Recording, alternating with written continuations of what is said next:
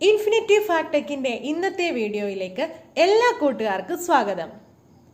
കൊക്കാത്തോട്ടിലേക്കുള്ള യാത്രയുടെ രണ്ടാം ഭാഗമാണ് ഇന്നത്തെ നമ്മുടെ വീഡിയോ. പ്രണയ സാക്ഷാത്കാരത്തിന്റെ അടയാളമായി ഐതിഹ്യങ്ങളുടെ മേൽ ഐതിഹ്യങ്ങളുമായി തലയുയർത്തിപ്പിടിച്ച് കൊക്കാത്തോട്ടിൽ നിലകൊള്ളുന്ന കാട്ടാത്തിപ്പാറ തേടിയുള്ള യാത്രയാണ് ഇന്ന് നമ്മുടേത്.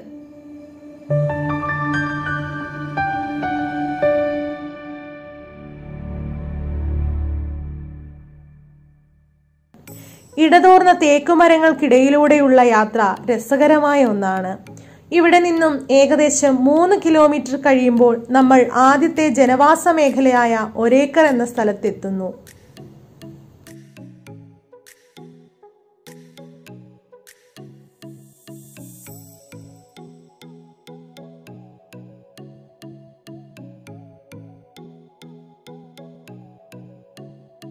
ഇവിടെയും അനേകം വെള്ളച്ചാട്ടങ്ങൾ നമുക്ക് കാണാൻ സാധിക്കും.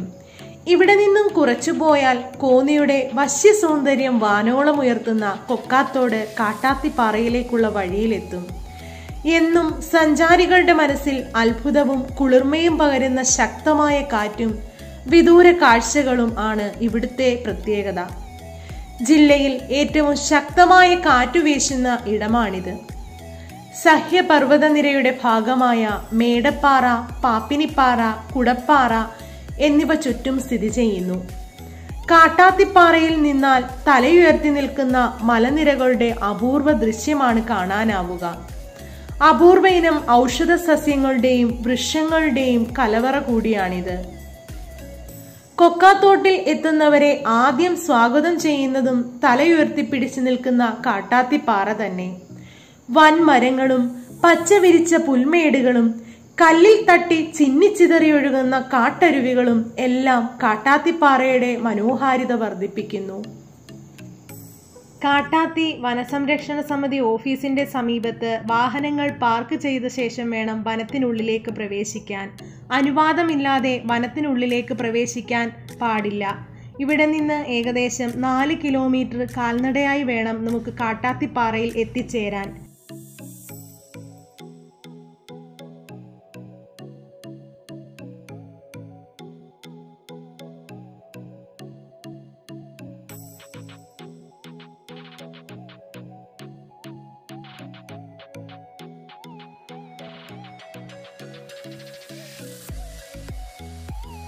പാറയുടെ ഒരു വശത്തുകൂടി മുകളിലേക്കെത്താം.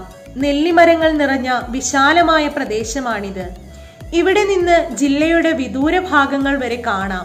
പാറയിൽ നിന്ന് ഉദയാസ്തമയം കാണുന്നത് അതിമനോഹരമാണ്. ഇവിടെ നിന്നും ശബ്ദമുണ്ടാക്കിയാൽ 3 പ്രതിധ്വനിക്കും. പാറയുടെ ഒരു വശത്ത് ഇപ്പോഴും ധാരാളം തേനടകൾ തൂങ്ങിക്കിടപ്പുണ്ട്.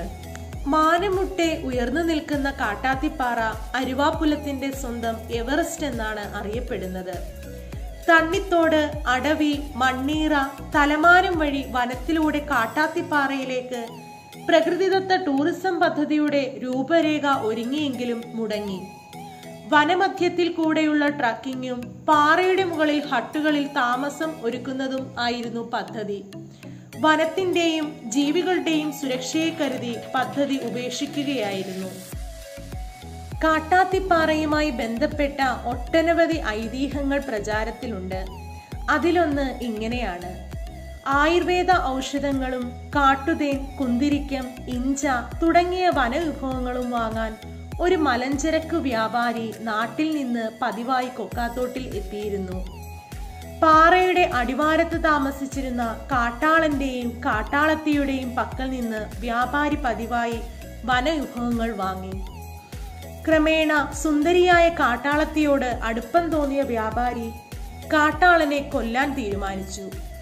പാറയുടെ ഒരു വശത്ത് തൂങ്ങി കിടന്നിരുന്ന വള്ളിയിലൂടെ സാഹസികമായി ഊർന്നിറങ്ങി കാട്ടുതേൻ ശേഖരിക്കുമ്പോൾ വള്ളി മുറിച്ചു വീഴ്ത്തി കാട്ടാളനെ വ്യാപാരി കൊന്നു. തുടർന്ന് വ്യാപാരി കാട്ടാളത്തിയോടൊപ്പം വനത്തിൽ താമസമായെങ്കിലും ഭർത്താവിനെ കൊന്നതിന്റെ പക അവരുടെ മനസ്സിൽ പ്രതികാരമായി വളർന്നു. ഒരു ദിവസം തേനെടുക്കാൻ കാട്ടുവള്ളിയിലൂടെ താഴേക്കിറങ്ങിയ വ്യാപാരിയെ വള്ളി മുറിച്ചുവിട്ട് വീഴ്ത്തിക്കൊന്ന് കാട്ടാളത്തി പ്രതികാരം തീർത്തു. അന്നു മുതലാണ് പാറയ്ക്ക് കാട്ടാത്തിപ്പാറ എന്ന് പേര് വന്നത്. വനത്തിലെ ആചാരങ്ങൾ തെറ്റിച്ച കാട്ടാളത്തിയാണ് ശാപം മൂലം കാട്ടാത്തിപ്പാറ ആയതെന്നും മറ്റൊരു ഐതിഹ്യവുമുണ്ട്. കാട്ടാത്തിപ്പാറയുടെ മുകളിൽ ഒരേക്കർ ഭാഗം നിരപ്പായ പ്രദേശമാണ്. അപൂർവ ഇനത്തിൽപ്പെട്ട വൃക്ഷങ്ങളും പുൽമേടുകളും കാട്ടാത്തിപ്പാറയെ സുന്ദരിയാക്കുന്നു. കാട്ടുമൃഗങ്ങൾ ഇരതേടി എത്തുന്ന താഴ്വാരങ്ങളും കൊടും വേനലിലും മഞ്ഞു പെയ്തിറങ്ങുന്ന അരുവികളും ഉൾപ്പെടുന്ന വശ്യമനോഹരമായ ദൃശ്യങ്ങൾ മനസ്സിനെ ഒരു മായികാലോകത്തേക്ക് ആനയിക്കുന്നു. മടക്കയാത്രയ്ക്ക് മുമ്പ് നാം അറിയാതെ ഒരിക്കൽ കൂടി തിരിഞ്ഞു നോക്കും. അവിടെ മോഹഭംഗത്തിന്റെ ഗതകാല സ്മരണകളുമായി കാട്ടാത്തിപ്പാറ. ഇന്നത്തെ വീഡിയോ എല്ലാ കൂട്ടുകാർക്കും ഇഷ്ടമായെങ്കിൽ ഈ ചാനൽ സബ്സ്ക്രൈബ് ചെയ്യുക, വീഡിയോ ലൈക്ക് ചെയ്യുക.